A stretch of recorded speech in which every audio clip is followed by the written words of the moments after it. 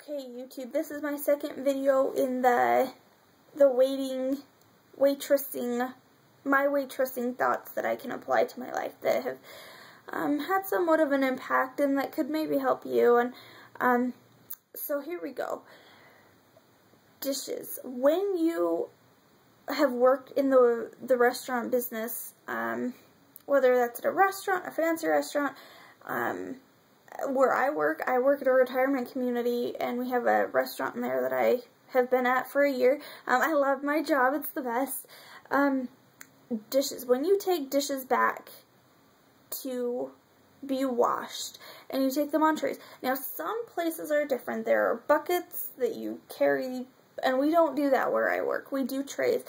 And what I do is I have different methods for each tray of different dishes that I'm taking back. And the things that I take into consideration when I'm taking my dishes back, how many dishes I'm bussing, how many tables I'm bussing dishes from, how much time I have to bus dishes, and how many people I need to take care of before I can take care of those dishes.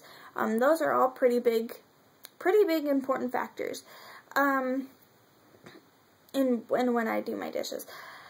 The way I'm taking this to apply to life, the things that I put, the way I do my trays, I put the things that aren't nearly as breakable, plastic things or silverwares, or, you know, however I can stack that specific tray. That works. You put the things that are more easily broken in the middle, so I do that so they're more protected.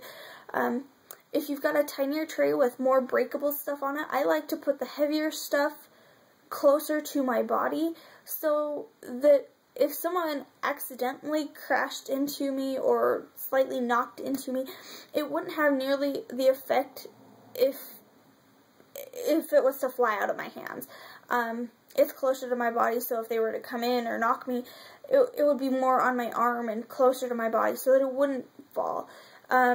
Now, the way this applies to life, I think with your family and your friends and your coworkers and everyone you come into contact with, there are those people that you love and cherish, and they're very near and dear to your heart. And then there are those people that you're acquaintances with, you're nearly as familiar with, maybe some aunts or uncles or cousins, maybe your grandparents, maybe a friend, I don't know, depends on the situation for you. I would say keep the ones that are near and dear to your heart, your family, your friends, those that you're really super close with. Maybe if you've got a couple coworkers you're really close with, keep them near and dear to your heart so the things you say and the things you do won't break them, or chip away at them. If they were to maybe fall, they don't break, but they're not completely the same. And the things that are, the people that still mean something to you, that you still care about, but they don't mean as much to you, such as, you know, a coworker that you're not nearly as familiar with, or an aunt or an uncle or a cousin, or maybe your grandparents, depending on your situation, someone you're not nearly as close with. You still don't want to hurt them, you don't want to break them because they can't be replaced, but the things that are near, the people that are near and dear to you, you really don't want to hurt, you don't want to break them. I think that's one thing. Keep the people that matter close to you, your family. Make sure your actions, your words, the things you say and do, they're not going to hurt them. Because things like that can't really be repaired once they're done, they're done. You can't really take them back. So that's something. Let's see. Setting goals. When I first started there, I had a difficult time with a lot of different things. I had difficulty handling situations. If I didn't know something, different sections that I was in, I had a really difficult time being able to accomplish them. And as I got more experienced and better, I knew what I was doing. It just took time. So setting goals, I have it's one of the harder sections where I work. And I told my boss I wanted to, for one meal, be able to handle that section completely by myself. And he put me in there multiple times, and I will always be grateful to him for this. He put me in there multiple times, not because he was being mean, but because he knew that was my goal. He was the only one who knew. None of my coworkers, none of the residents, none of my family knew that was my goal. He was the only one who knew. And he put me in there not because he was being mean. Multiple times, almost every shift I worked, I would get put in that section, which at the time, it didn't really bother me because I was working to try and do that. The thing with that section is it gets super busy really fast, and sometimes it's hard to keep up with everyone. And that's where I had difficulty with working on that. I wanted to make sure I was doing my best ability for them, for my residents. And sometimes I would get so hurried and busied that I couldn't do it. And when he would put me in that section, he wouldn't just say, okay, Katie, you're out on your own, I'm making you do this. He would ask me constantly, who do you need help with? What can I do? Do you need desserts? Do you need help? And because he knew that was my goal, he knew how he could help me. And as I progressively have gotten better at it, the one meal, lunch is super busy, and he put me in there for, actually, I put myself in there for lunch, because I wanted to accomplish my goal finally, and I did. That day, I accomplished it, and that day I told all my co-workers that were there, and the head chef, who was also one of my bosses, but she did not know that was a goal, and my supervisor, and I was so ecstatic, I was so enthusiastic. It was phenomenal to be able to say I had finally gotten my big goal, what I really wanted to accomplish. I was able to get it done.